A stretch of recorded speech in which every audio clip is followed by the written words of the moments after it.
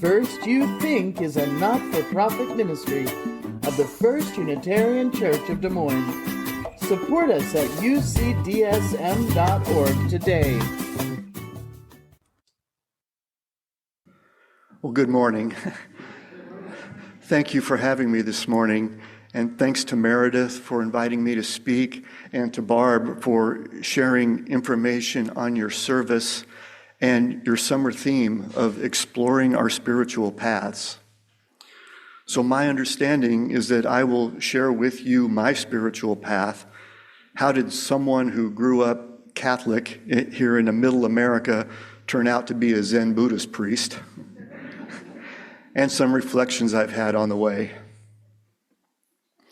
At a Zen retreat years ago, one of the retreat participants asked the Japanese Zen teacher who was leading the retreat, "Why should we do this practice?" The participant was referring specifically to Zen practice, but I think this could include any spiritual practice. The Zen teacher was quiet for a while and then responded, "We should do this practice so we can hear the secret in our hearts." That's what I have chosen as my overall theme for this talk, hearing and responding to the secret in our hearts. My first reflection from my own experience is that it is our heart that is our best guide along our spiritual path, not our head.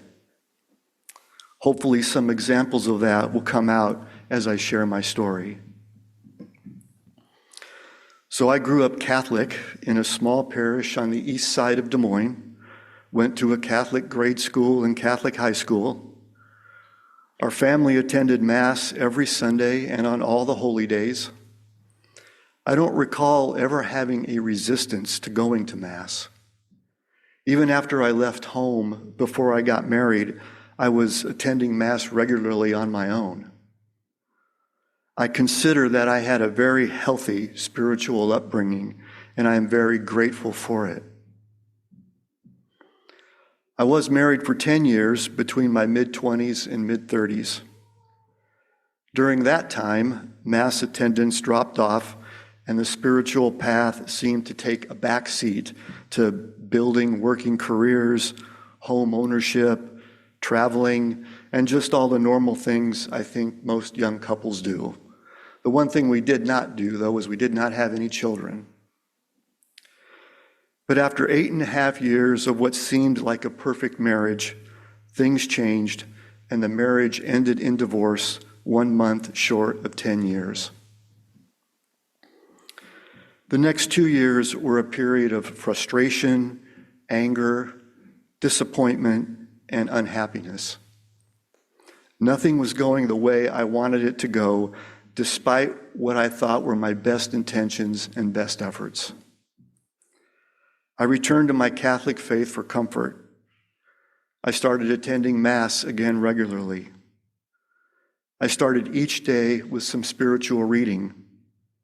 My favorite book back then, and what still is my favorite Christian book, is a book titled The Imitation of Christ, which contains personal reflections of a 15th century monk named Thomas à Kempis.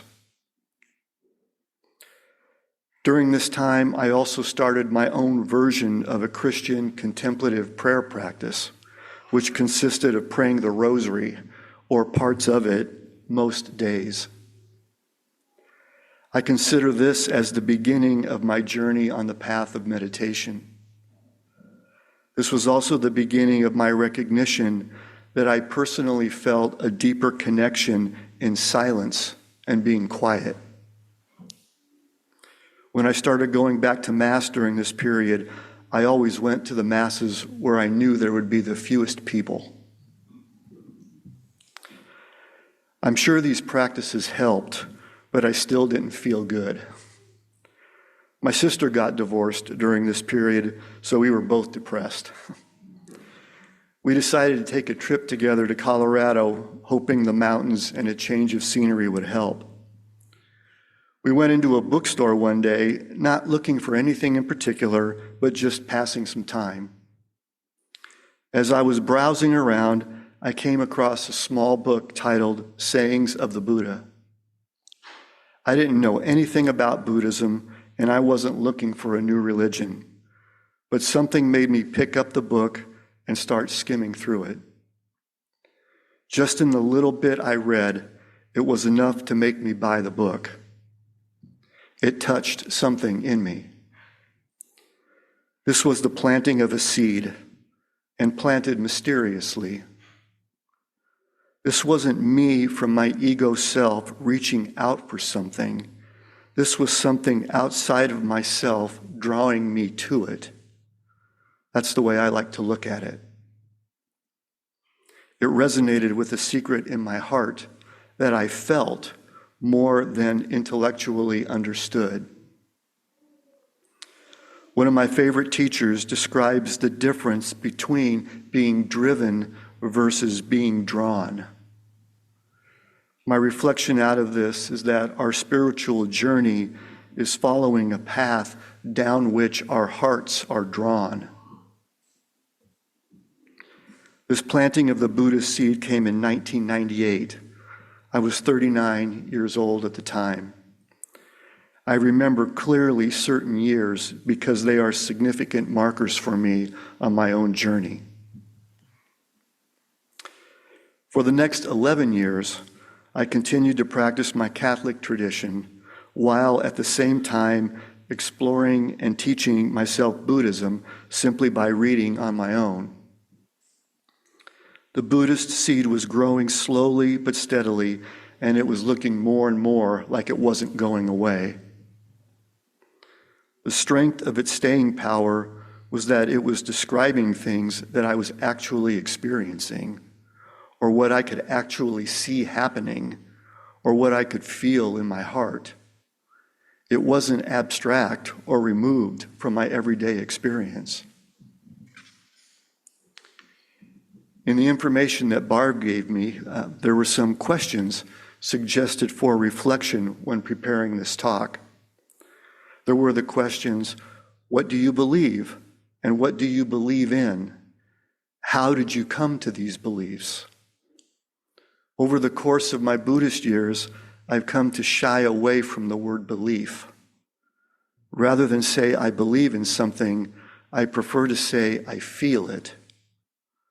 Or I would say I don't need to believe it because I actually know it for myself through my own experience.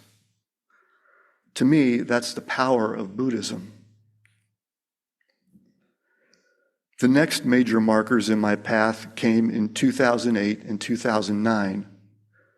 These were the transition years, so I think these are the most interesting years. A number of things happened during this period. 2008 started off with the death of my mother in January. My father had passed away a few years earlier. I looked at her death as the closing of the first half of my life. Now, with no parents, no children, and no spouse, I was as free as one could be. A few years later, I heard a teaching that said, contained within every loss is a new freedom. This new freedom was what I now had at the beginning of 2008. After exploring Buddhism on my own for the past 10 years, I realized that Buddhism has many different variations, just like any other major religions. I felt like I was at a point where I needed to pick one if I was going to start a real practice. In April of 2008, I went to Ann Arbor, Michigan to see the Dalai Lama and experience a 2-day teaching he was giving. This was my first encounter with a real, in-the-flesh Buddhist. It was also an encounter with the Tibetan form of Buddhism. Then, in the fall of 2008, for my first formal Zen experience, I went to a Zen monastery in New York for one of their Intro to Zen weekends. The Zen and Tibetan forms of Buddhism are quite different. During my weekend at the Zen monastery, each participant had the opportunity to have a one-on-one interview with the teacher. I asked the teacher if he had any advice on which form of Buddhism I should practice. His advice was that he couldn't answer that for me, that I had to look into my own heart and pick the one that resonates most with me. He was teaching me that I needed to hear the secret in my own heart. His answer was telling me I needed to find my own answer. I ended up choosing Zen for a few reasons. The first was in its simplicity of meditation as its primary practice. This resonated with my affinity for quiet and silence. The second was that it seemed to me to be less exotic or less culturally bound than some of the other forms of Buddhism. There existed an American form of Zen, even though it was still very young. And the third reason was that it was frequently encountered in the Buddhist materials I was reading, and I found out that there was a Des Moines Zen Center. When I returned home from the Intro to Zen weekend, I did not immediately start attending the Des Moines Zen Center. Rather, the first thing I did was to enroll in a program called Just Faith that I heard about while attending Mass one Sunday. During my Just Faith time, 3 other things happened almost simultaneously. One was that I quit my corporate job of 25 years. I enjoyed my job for most of those years, but I had just reached a point where there wasn't anything else I wanted to do there, and it was time for a change, but I didn't know what. I resisted quitting for a long time, but my heart was relentlessly telling me, it's time. This is something you will regret if you don't do it. Another thing that happened was that my fellow Just Faith participants told me about the Amos organization. I assume you are familiar with Amos, since the Unitarian Church was one of the main participating organizations back then, and I assume that is still the case. I ended up volunteering with them from the fall of 2008 until the fall of 2010. I actually spent quite a bit of time here at the Unitarian Church during my time with Amos. I went through their training and considered the possibility of becoming a community organizer for a new profession, but eventually concluded that wasn't for me. Amos's contribution to my spiritual journey was that it made me publicly state what tradition I was following. At the beginning of each meeting, we introduced ourselves and the institutions we represented. At the beginning of my Amos time, I introduced myself as representing St. Ambrose Cathedral, so people naturally considered me Catholic. But I was feeling a tension within myself. Even though I was attending Mass and practicing Catholicism, my thought was now with Buddhism. I remembered something I had read from Thomas Merton. He said, "When your thought and your life are one, then you have found your true vocation." Amos made me realize and accept that I now had a separation between my thought and my life, and that I needed to bring these together. It was during the course of my Amos time that I made the switch from introducing myself as representing St. Ambrose to representing the Des Moines Zen Center. And then the third thing that happened during this autumn of 2008, maybe the most significant, and it too occurred through the Just Faith program, was that I was introduced to the Franciscan priest and teacher Richard Rohr. Richard seems to be pretty universally recognized, so I'm assuming some of you are familiar with him. I first encountered him in a video we were watching during one of our Just Faith sessions, And just like that small Buddhist book resonated with something in me 10 years ago, there was something in Richard and the way he put things that resonated with me immediately. Since I found him, I've read most of his books and have attended a number of his conferences in New Mexico. The first conference I attended covered his theme of the two halves of life. This was a wonderful coincidence because that's exactly where I was in my life at the time, trying to make the switch from the first half of life to the second. This was another example of something outside of myself drawing me to it at just the right time. Since I found Richard, I've noticed that in almost every talk I give, which are mostly Zen talks, I end up just naturally referring to something he has said or taught. I've already slipped in a couple of his teachings in this talk. I have a number of wonderful Zen teachers, but I think I have to honestly say that Richard has been the most influential teacher in my life. I've reflected many times on the fact that the most influential teacher in the spiritual path of this now Zen Buddhist priest is a Catholic Franciscan priest. And I think it's a nice union. At the beginning of 2009, I attended the Des Moines Zen Center for the first time.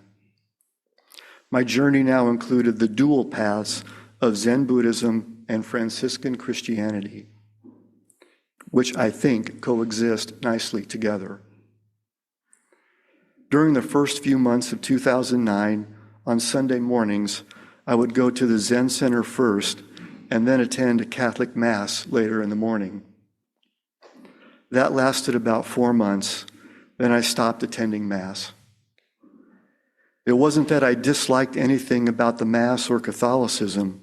It was just that the Buddhist teachings were touching me deeper and I couldn't help it. It was just happening. I reached a point where I wanted to stay at the Zen Center and have fellowship with the people I now felt a more intimate connection with. I was 50 years old when I made the switch to practicing Zen. From the time I first encountered Buddhism, it took 11 years to make the switch, so it wasn't something that happened quickly. At first, I did have a sense of loss at discontinuing my Catholic practice, something that had been with me my whole life. But it was Richard's teachings that gave me comfort. He taught that faith, by definition, includes an element of unknowing. You're never sure. In the video I watched when I first encountered him, he gave the very last words at the end of the video.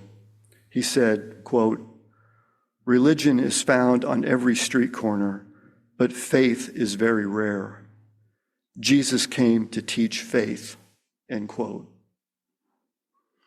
I found comfort in this by reflecting that by following my heart and becoming a Buddhist, I am still a Christian because I am following the faith that Jesus taught. So that covers what I think is the most interesting part of my journey. During the 15 years that I've been a practicing Zen Buddhist, I've gone through the tradition's various levels of ordination. And again, this wasn't something I was driven to do on my own. I had no thought or ambition of becoming a Zen priest. Rather, other people were telling me they thought I would make a good priest and were encouraging me to be ordained. They were drawing me down this path, and the path seemed wide open. All I did was just accept the journey and walk down the path. And I'm still walking. Thank you.